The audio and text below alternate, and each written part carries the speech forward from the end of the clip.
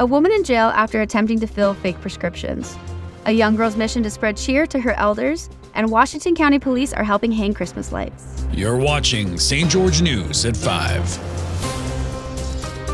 Good afternoon, I'm Amy Bennett.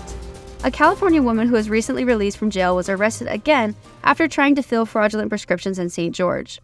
Alert staff at the pharmacy contacted the doctor who actually never wrote the prescriptions, and there were other reports of forged prescriptions being dropped off at other pharmacies in the area. When police arrived and tried talking with the pharmacy staff, the suspect, Sarah Sarayasak, got up and made a run for it but was detained by police. Sarayasak is now facing 10 charges and remains in custody without bail.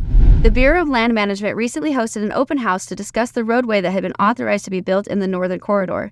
Here's Maury Kessler with more on the open house. The Bureau of Land Management held an open house at the Dixie Convention Center Wednesday night, focused on the review of the right-of-way previously granted for the Northern Corridor. Gloria Tippett, District Manager of the BLM's Color Country District, spoke more about the purpose of the meeting. This is a public scoping meeting to gather public feedback regarding our initiation of a supplemental environmental impact statement process for the Northern Corridor project. This process is intended to be an objective analysis of all of the alternatives. We're reconsidering all the alternatives that were in the original EIS, and so we'll be gathering public information, or information from the public, I should say, to be able to inform that analysis. The review process is the recent result of a ruling by a federal judge in a lawsuit between the U.S. Interior Department and conservation groups like the local Conserve Southwest Utah over the BLM's granting the Utah Department of Transportation a right-of-way for a road through the Red Cliffs Desert Reserve and overlapping Red Cliffs National Conservation Area in early 2021. They argue that a roadway through the Desert Reserve and Conservation Area will further threaten the Mojave Desert tortoise and its habitat there. Conversely, state and local road planners say the roadway is needed to help accommodate current and future traffic needs and was previously promised to them by Congress. The public can submit comments on the review process for the Northern Corridor project to the BLM through December 21st. Thanks, Maury. 8-year-old Ava Korn is turning her grief into joy by starting Grand Buddies. It all started with Ava missing her late grandfather, and she now visits nursing homes, spreading cheer with singing, dancing, and gift bags. Grand Buddies is a project that is encouraging today's youth to go in and spend time with residents in assisted living homes and to do things that are making a difference for them. For those looking to join Ava in making sure no one is lonely this holiday season, visit stgeorgeutah.com and read the article.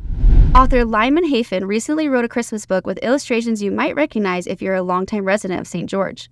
Here's Stephanie DeGraw with more on the story.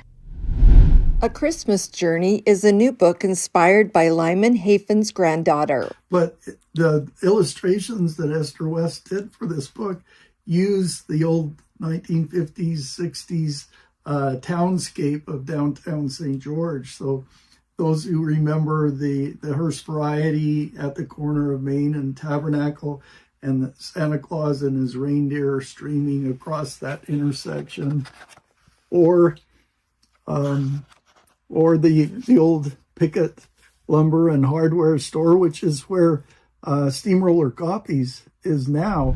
Washington County's first responders are doing more than just protecting the city. They're also spreading holiday cheer. Here's Cody Blowers with how these local officers are serving residents. Law enforcement agencies were getting into the Christmas spirit when several Washington City police officers responded to a residence on Summer Storm Lane in Washington City to hang Christmas lights for two elderly brothers and longtime residents that have lived in the community for many years. This is the second year the officers have helped the pair with such a project during the holidays, which Washington City Police Chief Jason Williams said that when you think about it, our mission is to serve the public, which also means helping our residents however we can, even if it means climbing on ladders and hanging Christmas lights. 1 week before, more than a dozen police, fire, and emergency vehicles lined the parking lot of the Primrose Senior Community on Washington Fields Road in Washington City during a first responders meet and greet that took place at 4 p.m. on November 30th. Thank you for watching St. George News at 5. I'm Amy Bennett with St. George News, your #1 source for local news. This has been St. George News at 5.